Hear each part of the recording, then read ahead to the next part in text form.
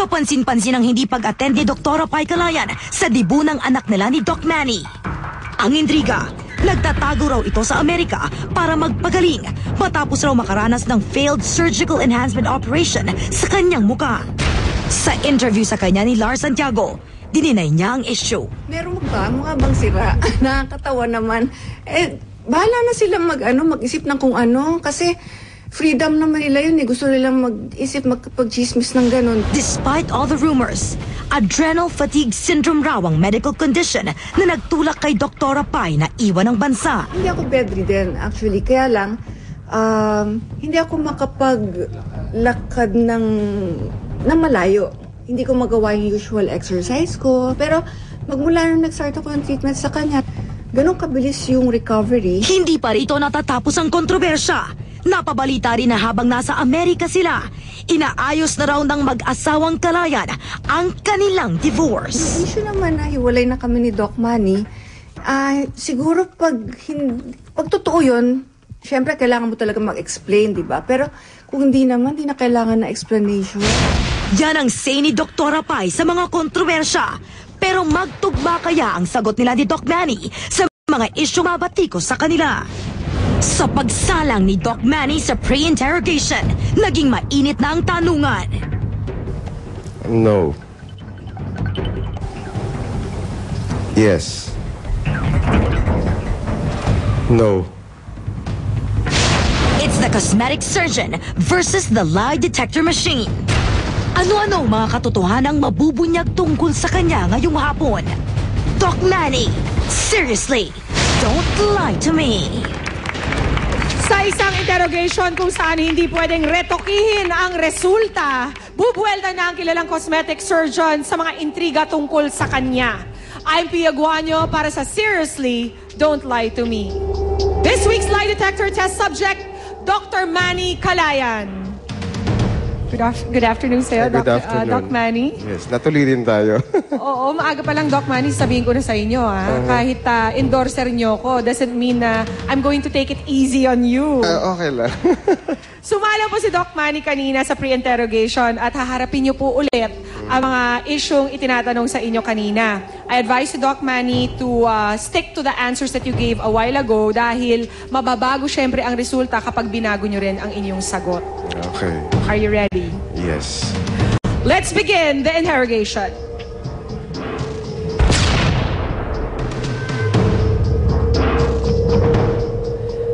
Question number 1, Doc Manny.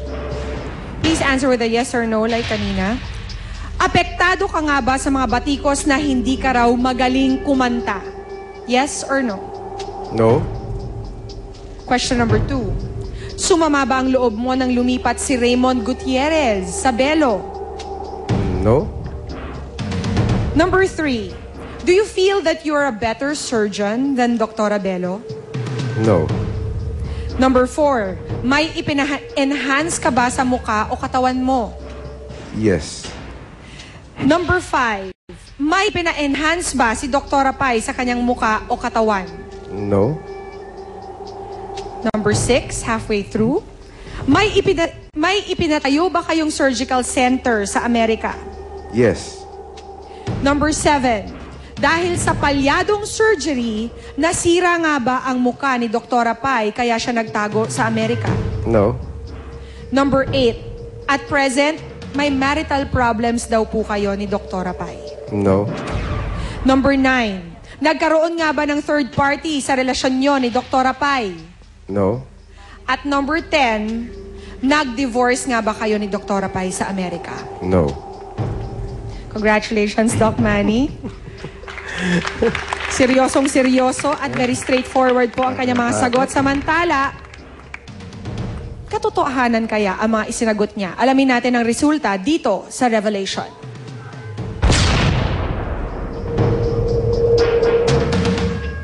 Magkakaalaman tayo ngayon. Inspector Songkuan, ang resulta po. Thank you very much.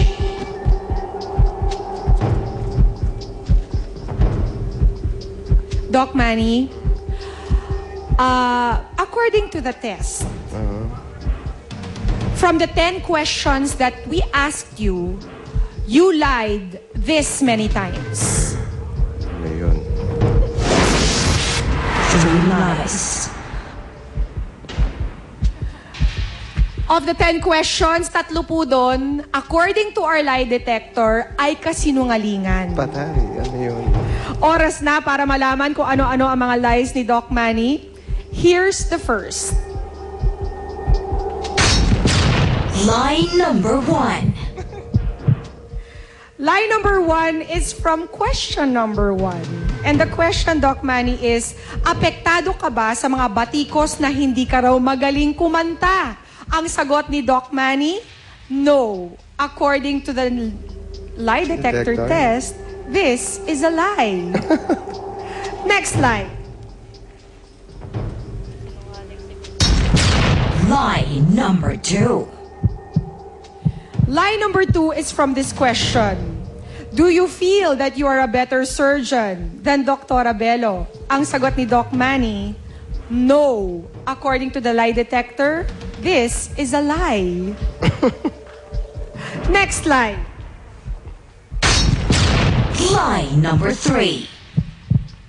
The question was, may ipina-enhance ba si Dr. Pai sa kanyang muka o katawan?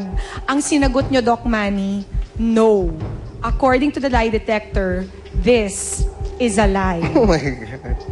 Don't worry, Doc Manny. Meron ka pong chance para mag-explain, umapila sa sambayanan dito sa iObject.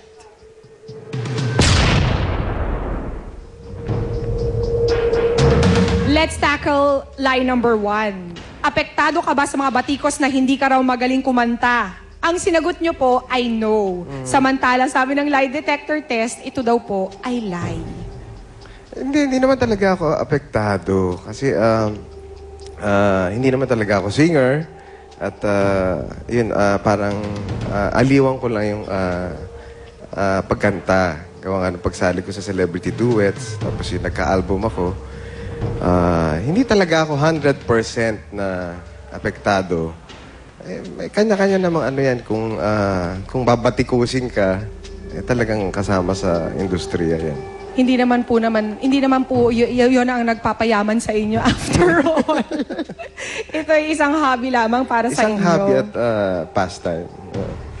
Lie number 2. We asked you, do you feel that you're a better surgeon than Dr. Abelo?